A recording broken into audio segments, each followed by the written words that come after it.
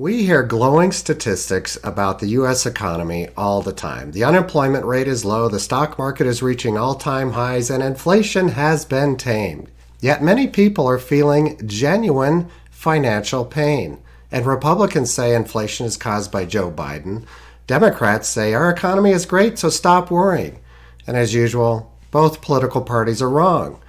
In this video, I'll explain how inflation has diminished our style of life, what we're doing to cause more inflation, and how we can reduce this ugly trend. I am Jeff Schuster, and you're watching Reengineering Politics, which provides objective information on political matters so that you can make informed decisions for a better America.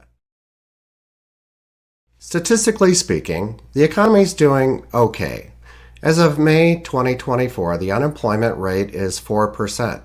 This is an increase from the low of 3.5% before the pandemic, but it's still below the recommended 5%.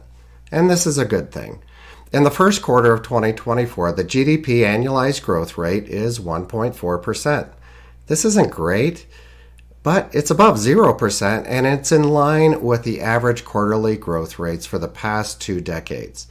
The Dow Jones Industrial Average, the NASDAQ, and the S&P 500 have all recently reached record highs. As of May of 2024, annual inflation is 3.6%.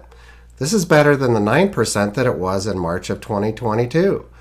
Home mortgage rates are elevated compared to 5 years ago, but they're still historically low. That's not bad, right? Depending on which poll you follow, and when it was taken, many Americans ignore the economic statistics that I just recited. 41 to 55% of Americans believe our economy is in bad shape. These feelings are different for different people groups. Young people are more skeptical about the economy than older people. And according to the Pew Research poll conducted in January of 2024, 20% of adults ages 18 to 29 have a favorable view of the economy compared to 38% of adults over 65. Poor and middle-class people are more skeptical about the economy than wealthy people. Republicans believe our economy is in bad shape due to Joe Biden's poor leadership, and almost half of Democrats tout the statistics that I just quoted as evidence that our economy is in great shape under their leadership. If you're a rich, old Democrat, 70% of you believe the economy is in great shape. But if you're a middle-income, middle-aged Republican, only 11% of you love our current economic situation. On average, only 28% of Americans like our current economy. There are several reasons the statistics don't match our financial reality. Our economic statistics are the average economy. If the rich are doing much better than average, and the poor are doing no worse than they did before, and the middle class are falling behind, the average looks okay. We often only measure short-term values. Many believe inflation has been tamed because the inflation rate shrunk from 9.1% in early 2022 to 3.6% today. If you see this low number, you think all is well. To better understand our economic problems, you must understand the longer-term picture. Inflation has a cumulative effect that is never reflected in monthly or annual change rates.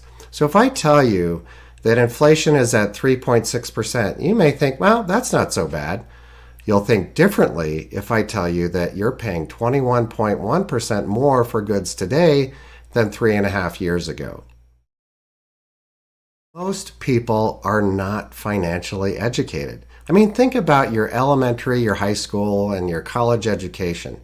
How many of you learned how to create a budget? Who taught you about the GDP? What does it take to earn a profit in a small business? Many don't understand the statistics that I quoted in this video, which means that the public will believe whatever their favorite newscasters say the numbers mean. Economists are not educated, but they're indoctrinated into specific economic dogma. Modern money theory, Keynesian economics, or the Austrian school of economics.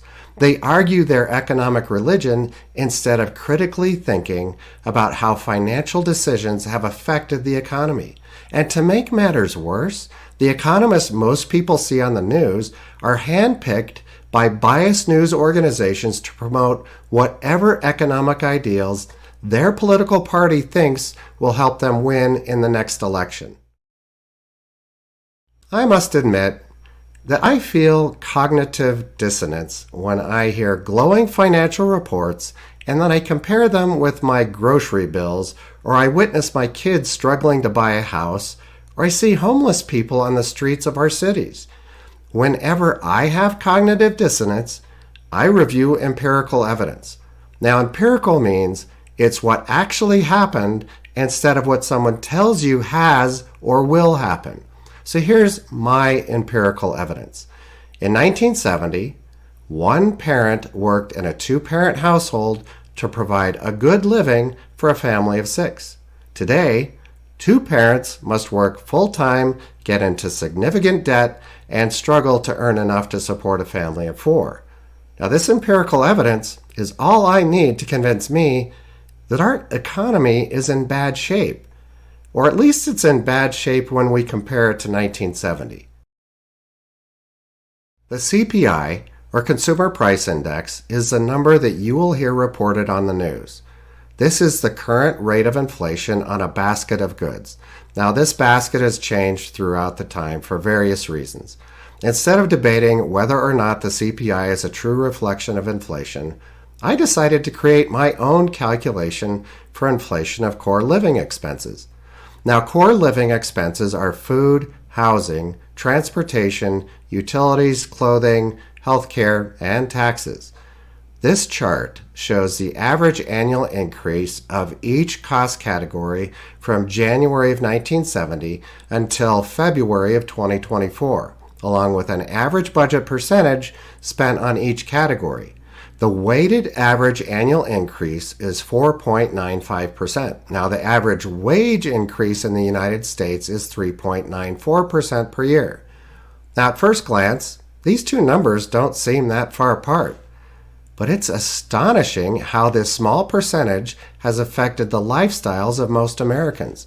Imagine having $60,000 of spending power in 1970 shrink to only $35,000 in 2024. This is why many Americans feel the way that they do. People who feel the increase of core living expenses the most are the poor and the middle class. And this is why the poor and the middle class believe our economy is much worse than the news media is saying. Many believe that inflation isn't bad as long as wages keep pace with the increasing cost of goods and services. So let's look at 3 workers' wages versus expenses from 2021 to 2024. So each worker starts with an income of $60,000 per year with expenses that are equal to that $60,000. The first worker is not given a wage increase at all because he has a stingy boss. The second worker gets a modest raise of 2% per year as a cost of living increase. The boss for the third worker realizes that inflation is a hardship for her staff, so she gives a cost of living increase that matches the current rate of inflation. The financial picture for each of these workers looks like this. The orange area is escalating expenses faced by each worker as inflation does its thing. You can see that the gray area is far below the orange area for the first worker who never got a raise. Even the second worker who got a modest raise is losing a significant amount of money. Surprisingly, the third worker who had a generous boss is still falling behind. The cumulative effect on each worker is devastating. Worker number 1, who got no raise at all, lost $23,910 in real money. Worker number 2, who got a modest annual raise, lost $18,756, and worker number 3, who had a great boss, still lost $7,368 over this 3.5 years. In order for a worker to break even in this inflationary environment, their boss would have to give them a high raise in anticipation of inflation. And no boss will do this for their workers because they cannot possibly anticipate future inflation. Business owners have another problem. They must proactively increase their prices to afford to give their workers increases in pay. And few business owners can do this because they will lose customers if they raise their prices prematurely. So yes, inflation is bad for workers and business owners. Inflation is caused by three things. The first is artificial cost increases. The second is high demand with limited supply. And the third is excess cash chasing limited goods. While any of these causes can be attributed to business cycles or natural disasters or any other factors, this channel is called Reengineering Politics, so I'm going to stick with how government is affecting the American lifestyle through its actions. Almost all of the artificial cost increases caused by the government are due to regulation, either overregulation, underregulation, or corrupt regulation. When the government regulates an industry, it adds cost for companies operating in that industry. The companies don't care because they can pass these increased costs on to their consumers. To give you an example of how this works, California's requirement for all electric cars by 2035 will raise the cost for everyone. The average cost of a gas-fueled vehicle is roughly $36,000, while the average price for an electric car is $53,000. Now, if a family is forced to purchase a more expensive vehicle, their transportation costs increase.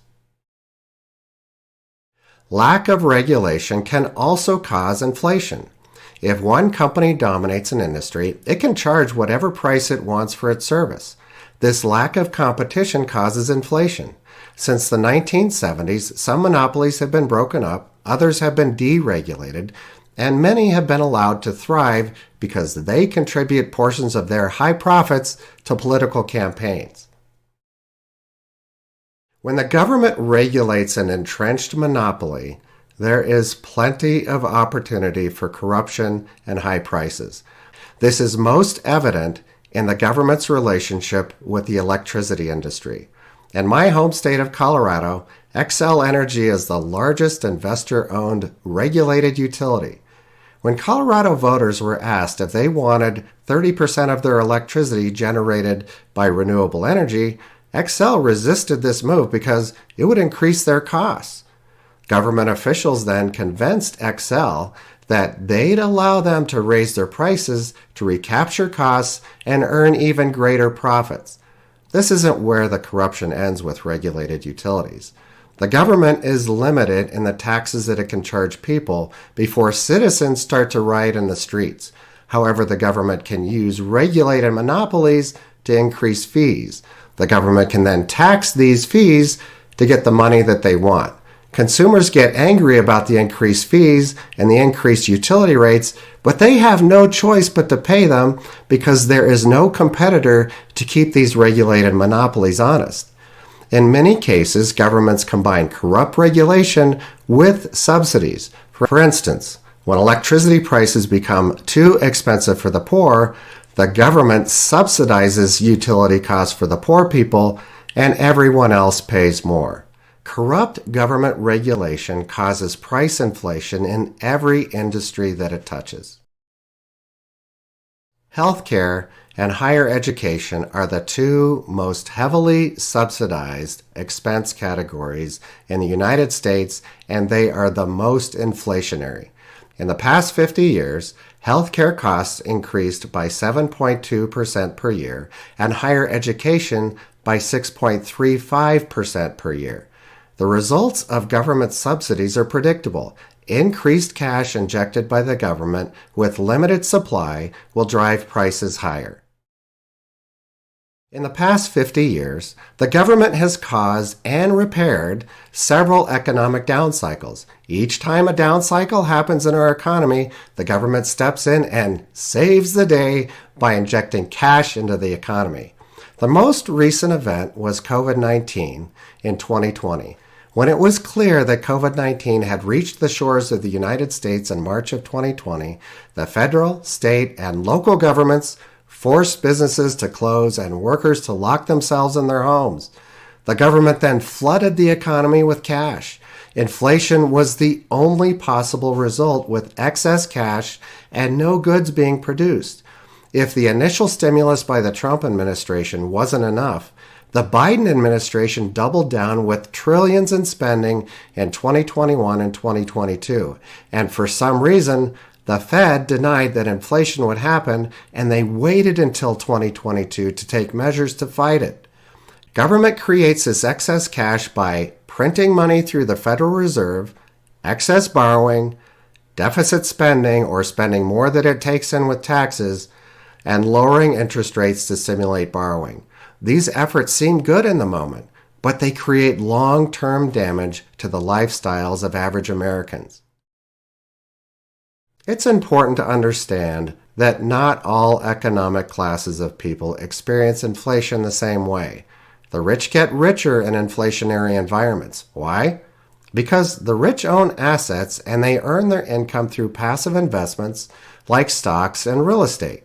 From 1970 until now, the S&P 500 has escalated at a rate of 7.94% per year. If the cost of goods has escalated at 4.95% per year, wealthy individuals are gaining, not losing in this inflationary environment. Increased inflation traps the poor, forcing them to rely on government subsidies. The poor don't want to let go of their welfare security to join the struggling middle class. And the middle class, they get no relief from government programs, and as I showed you, no amount of wage increases counters inflation.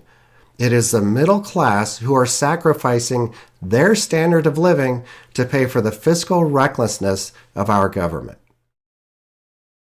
So you may ask, if the middle class is so big, how come they keep voting for politicians who diminish their lifestyle? Most middle-class people vote contrary to broad economic interests because they're swayed by personal or non-economic factors. So by personal factors, I mean individuals vote to help their economic situation without considering the bigger picture. So if we want free childcare, we don't care if the middle-class lifestyle will be impacted as long as our situation is improved. If we want tax cuts, we don't care about the debt inherited by our grandchildren. Non-economic factors are ideals that pull at voters' heartstrings without considering their financial impact. Republicans are supposed to be fiscally conservative, but they fall into the same economic pandering as the Democrats. Very recently, Donald Trump promised to eliminate taxes on tips. Do you think this will increase or decrease the lifestyle of the middle class? Our best economic government leadership in my lifetime was from 1994 to 2000. Bill Clinton was president, Newt Gingrich led the House of Representatives, and Trent Lott led the Senate. We had a booming economy, and the government was reducing the national debt.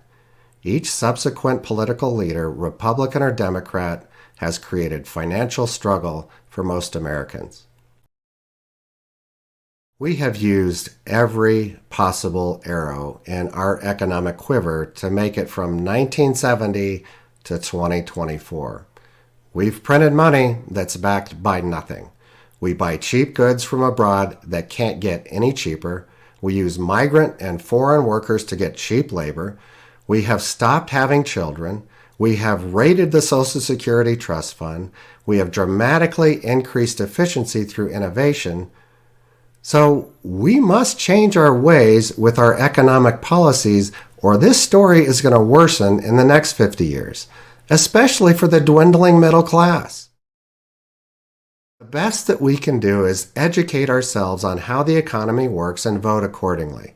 Most people say that the economy is their number one issue, but we fall for economic pandering instead of economic wisdom. If you genuinely value your economic future and the future of your children and grandchildren, please educate yourself on how the economy works. the next time that you hear of a bailout of a bank or a large company or more corrupt regulations, let your voice be heard. Thank you for visiting Reengineering Politics. I plan to continue posting videos on a variety of political topics, so please stay tuned. And if you'd prefer not to wait for my videos, read my book, Engineering Unity, A Path to Resolving Political Polarization in the United States. I've left a link to the Amazon listing in the description below. And I've also left a link to my blog post on the same topic entitled, You're Right, the Economy Sucks. I'd love it if you like this video and subscribe to the Reengineering Politics YouTube channel. Thanks for watching, and I hope you return for more political insight that is neither left nor right.